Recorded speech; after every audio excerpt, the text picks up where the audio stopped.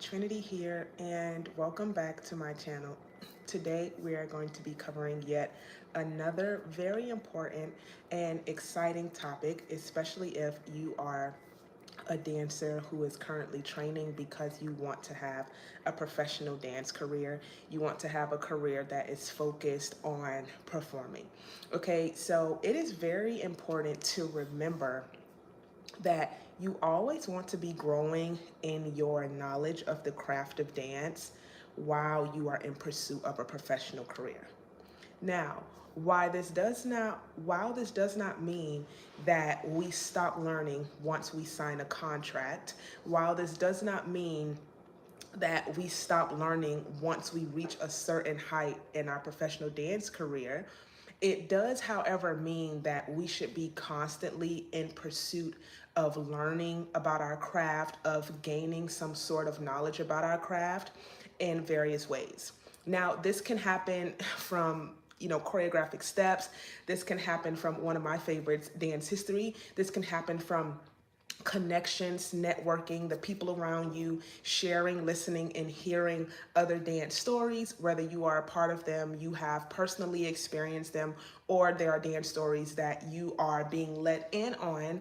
It is so important to keep your dance knowledge fresh.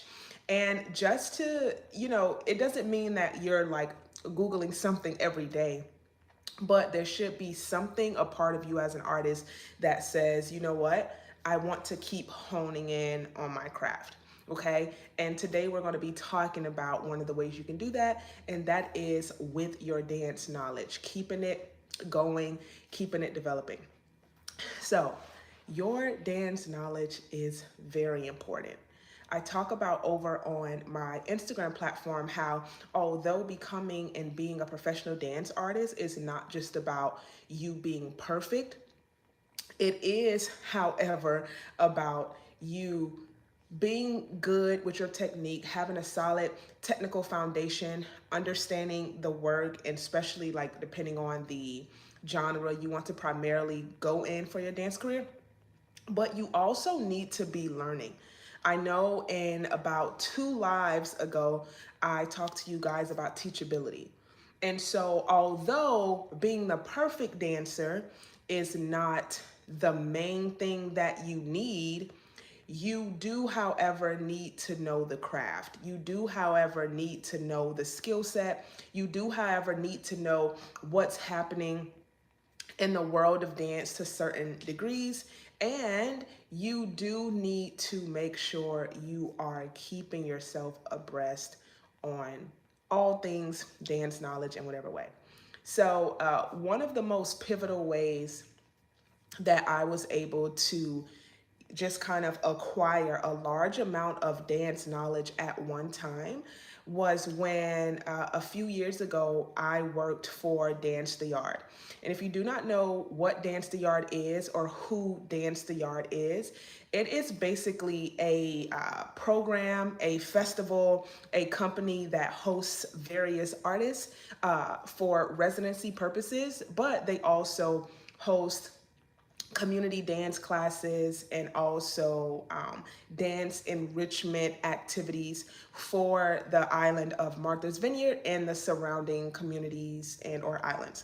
And so I can remember I was fresh out of college and I started working with Dance the Yard. And when I tell you it was the most enlightening summer slash autumn of my life because I learned so much about dance. And I'm going to tell you that experience helped me to become a more eclectic artist. So before then, I was just learning in college. I was just learning the things that your professors can teach you and all of the information you can extract from a collegiate dance career, right? That is never to be undermined.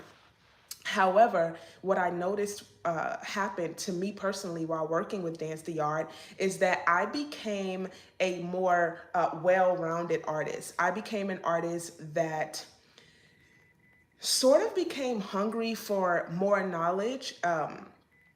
And I became a more empathetic artist because I saw people who weren't necessarily going for or had a career in classical ballet or the Horton technique, some things that I really love. But these artists were brilliant in their own right.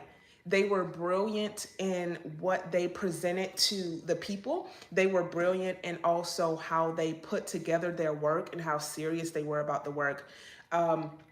I got to work with and connect with the Schoenberg Fellows of that year, who I had never heard of. Like, there were dancers, artists, a part of the Schoenberg Fellows that I had never heard of. And when I tell you, just watching their process of rehearsal, watching how they taught us, I was able to not only take dance classes from the, visiting resident choreographers and dance artists, but then I was also able to be in on their tech week process. And it was just so mind and eye opening. And that sort of thing really does help to define who you are as an artist. So kind of think of it this way. If you are where you are from right now, right? And that's all you know. That's all you've known. It's all you've seen. One, it'd be really hard for someone to try to convince you to go to another place, or you will feel like where you are right now is the biggest and the best things will ever be because it's all you've known.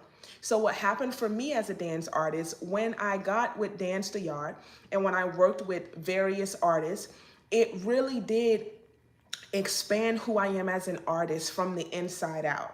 Okay, so I mentioned the Schomburgs. It's also when I got to work with, connect with, and meet Rosie Herrera. I'd never heard of Rosie Herrera or Rosie Herrera Dance Theater. That was just so incredible, just seeing her brilliance, just seeing how much she puts into her work. Being taught by Rosie Herrera was also a great experience. And I also got to do a little bit of costuming on the side. That was great. The Wonder Twins. I mean, there were just so many different people, Caleb Teicher, so many different people and artists that I was able to work with. And so even when you are, let's say, in a studio training, or you are in college right now, you're taking a gap year or whatever, you're taking local classes, it is so important to always make time to create or to learn, to dive into various dance knowledge, okay? And not just anything, but things that will really help you to become more open as an artist, more empathetic as an artist, more mature as an artist. That is a big one. A lot of dancers want to be in the profession of dance, but they're very immature. Okay, and that may be sort of a elusive concept to understand. But the more you just journey with your training, you will find out that it is essential for you to have some sort of maturity, okay, if you want to have a professional dance career. So wherever you are right now, whoever you are around that inspires you, or let's say you go to a conference or maybe an audition and you find an artist or you find someone who's at the front of the room that inspires you, I want you to really be, hi Sean, I want you to really be open to that so that you can receive like just a wealth of knowledge, and so that you can become a higher grade artist. Because I'm going to tell you, there's a difference between artists who just know how to dance, who can just do choreography, and artists who from the inside out have a well of knowledge. Artists who from the inside out understand and celebrate differences. Okay? Shout out to your dad for letting you watch on his phone. Okay, so you do not want to be a one-dimensional artist. You want to become a three-dimensional artist, or does this help? A four-dimensional artist, right? Because what does that do? That aids in one of the things that is top tier for my mission for dancers, and the reason I started the Dance Career Coach in general, for you to become more visible and valuable as dance artists, okay? And for you to become longevity minded. It's about so much more than you being able to hit the step, hit a split, kick your leg up, Learn a choreography lightning fast, okay? And this, what we talked about today, is one of the most pertinent ways to do that. You have to invest in dance knowledge. And it's not something that's super hard, okay? You can get dance knowledge in many different ways. And in this video, I explained a couple of those. If you want to dive deeper into dance knowledge, I want you to get my course, Timeless Dance Gems. I'm telling you, it is an innovative course built off of an innovative curriculum that I have been sort of musing on since undergrad. If you don't know, I was one of the founding dance majors of my alma mater at Alabama State University, and I have had big opinions, big thoughts, and also a passion to help dancers grow as I help myself grow, since then. And so I've also had the opportunity to just connect with brilliant, brilliant dance artists. I mean, I know I named a few earlier, but I'll just name a few more, like Lyda Winfield. Shout out to Lyda Winfield. Dolores Brown, who has passed away now. She was a 50s ballerina with the New York Negro Ballet. Raven Wilkerson, she has passed away now as well. She worked with the Ballet Russe de Monte Carlo. So many different artists who literally have just poured into me and who have helped me to sort of formulate this curriculum and these dance career resources that I have created for you. You can find them everywhere, okay, on this YouTube channel and also on my Instagram channel.